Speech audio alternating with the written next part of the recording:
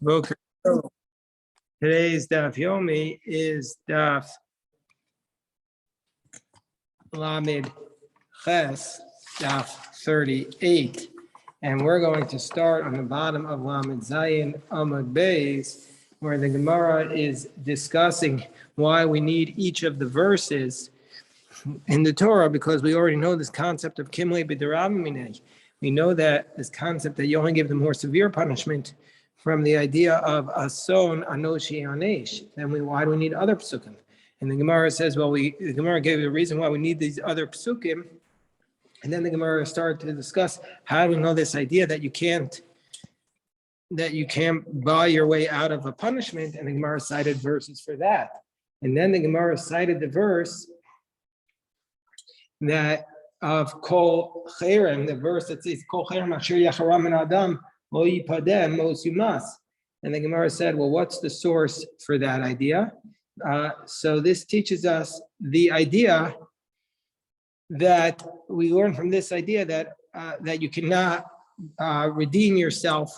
If you're Chayiv Misa, you can't redeem yourself with money from that punishment.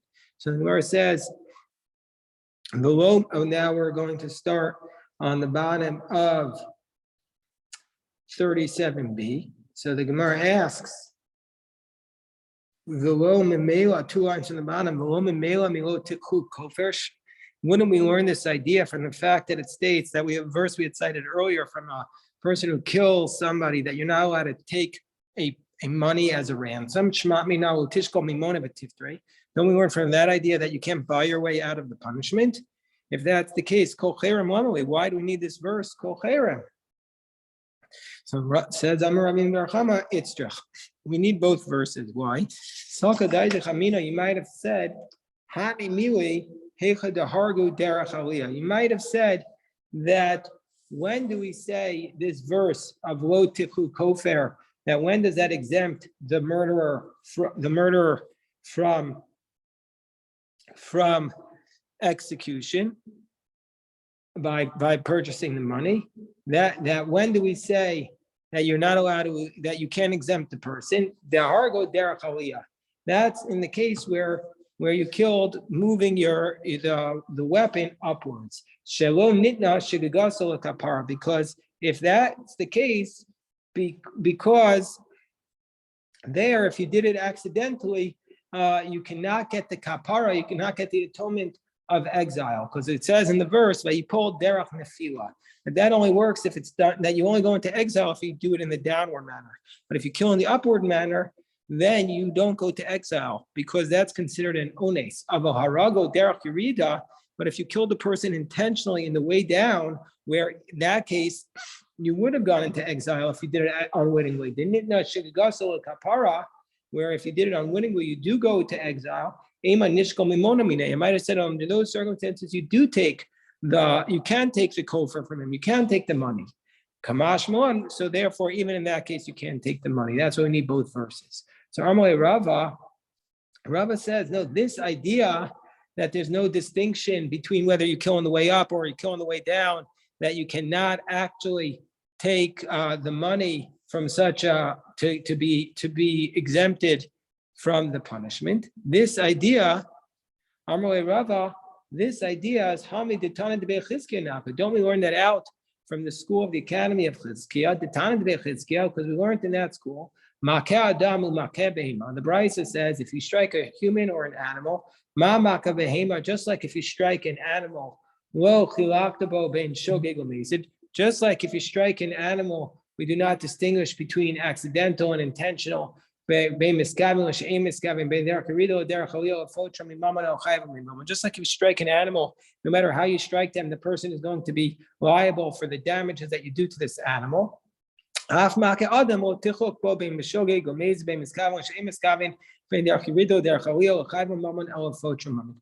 too, if you kill the person, we don't care how you did it, you're exempt from money, and so therefore you don't fall under the rubric of being able to redeem yourself by paying money. We don't distinguish between derech aliyah or derech yerida, going up or going down. So why do we need both? We have the Tanya Bechizkiah, so why do we need these two verses according to Rami Bar Chama? So the Gemara explains, okay, Ela Marami Bar Chama, it's true. I'll tell you why you need both verses. You might have said, Hani Mili, when do we not? Hani Mili, you might have thought to say that when do we say this idea that you don't give both punishments? That's only a case where you blinded the person. Hani Mili, when do we say this idea? When do we say this idea that you're exempt from money? That's only the case where you blinded him and you killed him at the same time with the same attack, with the same strike. And so therefore, since you're liable for death and you're liable for money, since they come with the same thing, we're going to exempt you. But where you blinded his eye and also you killed him, meaning to say you did two strikes simultaneously, one killed him and one blinded his eye, might have thought that under those circumstances, you do have to pay. And so there's two separate obligations. So the verse tells us that that extra verse is extra. And that teaches us that even in these circumstances, he's put to death and he does not pay the monetary penalty. So Amrullah Rava says, but that also we learned out from a Tana de Bechizkiah. We learned that out also. Where did we learn that out? Because we learned ayin tachas ayin, where it says an eye for an eye, below ayin v'nefesh tachas ayin, but not an eye and a soul for an eye. Meaning to say that you only that. So what does that mean? An eye for an eye, and not a soul and an eye for an eye. So basically, there's look at Rashi. Below ayin v'nefesh tachas ayin. Minei kaimelon b'achovel. We learned from this verse in Achovel. The ayin tachas ayin lav mamish, that an eye for an eye is not literal. The amris mamish, because if it would be literal, we would learn doma bahade disamino eine mayas. Maybe when you're blinding him, he dies. Ayin v'nefesh tachas ayin, and it would be an eye and a soul for an eye. Miu shamina minei. But we learn from this verse to lo tava beitarte, that you don't do both things. Lo shna meis bosamako, lo shna lo meis. Doesn't matter whether he dies from that blow or if he doesn't die. So therefore, that's the source for it. So El Amar Rashi, so Rashi says, why do we need both verses? It's I'll tell you why we need both verses. So you might have thought, because since this whole idea of a kanas, of a punitive damage, is just what Rashi calls a gezeras melch ba'alma. It's just a decree from the king. Then I might have thought, Alfagav de mitko mishalim. Therefore, I might have said that even though you're killed, you pay. And so therefore, since it's a chidushu, I might have said that you pay. Kamash Milan. So one of these verses is teaching us that if it's not for compensatory, it's also for kanas, that you pay, that you don't pay the kanas either. So if that's the case, so the Gemara says, well, if that's the case, hi kol cherem my way. So if that's the case, if that's the case, that you can't take this verse to say that indeed, the Gemara is now asking the question, hi kol cherem my avlei. So the Gemara says, well, the Gemara now asks the question, or Rabbah who says, but according to Rabbah who says that since Knas is a Chiddush, therefore, even though you're killed, you also pay. Well, if that's the case, what does Rabbah do with this verse of Kol Cherem, which Rami Bar Chama had said is to teach us that you don't pay by a Knas? So the Gemara says, well, he holds like the Tanakama of Rabbi Chanina ben Akavia, who says that if the person was sentenced to death and you say Ercho Alai, that you don't pay anything because he's sentenced to death, and so therefore his value is nothing. So now we're up to the next Mishnah. The Mishnah tells us Narash and his Arsa Viniskar. So let's say you have a young adolescent woman who was betrothed and then she was divorced. Rabbi Yossi Aglili says in la kanas. Rabbi Yossi Aglili says that there is no kanas under those circumstances, that there's no punitive damages under those circumstances. And the reason is because if she would have just been betrothed and not divorced, he would be liable for death, and then there's no fine. But in this case, she was divorced. There's no kanas. Why? because the Gemara is going to explain why there's no kanas under those circumstances. Because she's not. Because the Gemara is going to base it on a verse where Rabbi Akiva says yesh la kanas. Akiva says she does get the penalty does go if she's assaulted after she was betrothed and then divorced. The kanasa la'atzma, but she herself gets the fine. Unlike her father, in the case where she was never betrothed, gets it. In this case, she gets it. So Gemara says, first of all, my time with Rabbi Yossi Aglili. What does Rabbi Yossi Aglili say that she does not get a kanas? Amar Kor, it's based upon the verse. It says asher lo orasa. It says you the woman who is asher lo orasa. The woman who was not, you assaulted the woman who was not betrothed, which implies how orsa that if she was betrothed, ein la kanas, she does not get the penalty. But Rabbi Akiva, what about Rabbi Akiva? Asher lo orasa. What does he say with this idea that she was not betrothed? La avia, she was not betrothed to her father. Orsa, meaning to say, Rabbi Akiva says if she was not betrothed, then the penalty does not go to her father. Orsa, but if she was betrothed, if she was not betrothed, the penalty goes to her father. But if she was betrothed to Orsa, she herself gets it. Well, if that's the case, if that's Rabbi Akiva's inference, El Me'ata, Nara, well, maybe when it says that if she's a Nara, she gets the money, the Bulgaris, but not if she's an adult, would you say Hachinami that maybe if she's assaulted as an adult, that she herself gets it? Besua, if she's a virgin, her father gets it, would you say Velo Ba'ua, but not if she's a non-virgin? Hachinami, would you say that if she's a non-virgin, she herself gets it? We don't want to say that. El Gamri. No, it means that there's no payment there at all. So Hachinami Gamri. So too in this case, Rabbi Yosef says to Rabbi Akiva, if she's betrothed, there should be no penalty at all. So Gemara explains, Rabbi Akiva says, no, hilo or asa, no, the words lo or sa, mi keditanya. These words, lo or rasa, we need like the following brayso. What it says, asher lo or asa, if you assault a woman who was not betrothed, what is that coming to teach us? Prat l'narash and arasav and iskarsha. This comes to exclude a case of a young woman who was betrothed and then divorced, she'en la kanas. She does not get the penalty. That's Rabbi Yossi Aglili. Where Rabbi Akiva says, yesh la kanas, u kanas la avia. Now, obviously, this contradicts what we just said in the Mishnah. She gets a kanas, but the kanas goes to her father. V'adin no sein, and it's logical. It's a kal v'chomer. Why? Hol v'avia zakai b'kesef kiddusha. That let's say she's betrothed, and her father gets the money of the betrothal. V'avia zakai b'kesef kinasa, and the father gets the money if she's assaulted.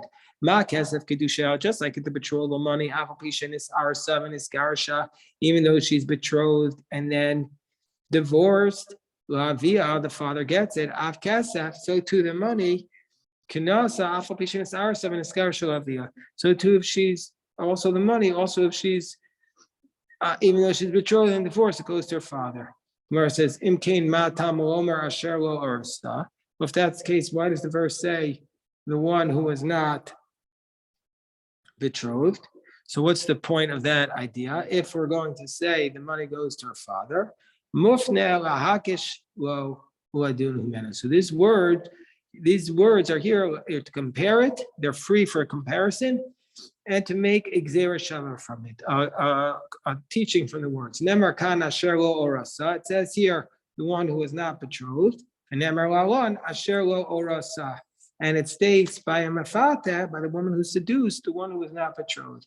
Ma kan nun, just like by the anusa it says 50, and aflalon nun. So too by the mafata it's 50. Ma lalon, and just like by the mafata it is shkolim. It says shkolim because it says yishkol. So too over here afkan shkolim. So says the Gemara of Rabbi Akiva. So therefore, we see that the anus and mafata it's both 50 shkolim. And Rabbi Akiva, my chazis asher lo rasa. Rabbi Akiva, why does he take the words asher lo rasa u'gzera shava? Why does he take these words asher lo rasa to teach us this gzera shava uvesua? And why does he say the virgin girl miyute be'ua is to exclude a woman who's not a virgin who's assaulted, that she does not get the kanas? Maybe it's the opposite. Ema besua, maybe the girl, the one who's a virgin, is gzera shava, not to exclude a be'ua. V'asher lo rasa, and meaning to say, in the Bu'ula girl, the girl who's not a virgin would get the penalty. Asher lo orasa prat, and maybe the one who's not betrothed comes to exclude a narash and a arsav and a skarsha. Comes to exclude the case of the girl, the woman, the adolescent who is betrothed and then divorced, that she does not get the kinas. And the Gemara says, "Mistabra asher lo orasa l'gzeira shava." No, it's more logical to say that the one who is not betrothed, that's the gzeira shava. Shari ani koreba, because I say this nara sasha and skarsha, she's still a nara basul, she's still a virgin. The Gemara says, "Adar, just the opposite. Basul gzeira shava."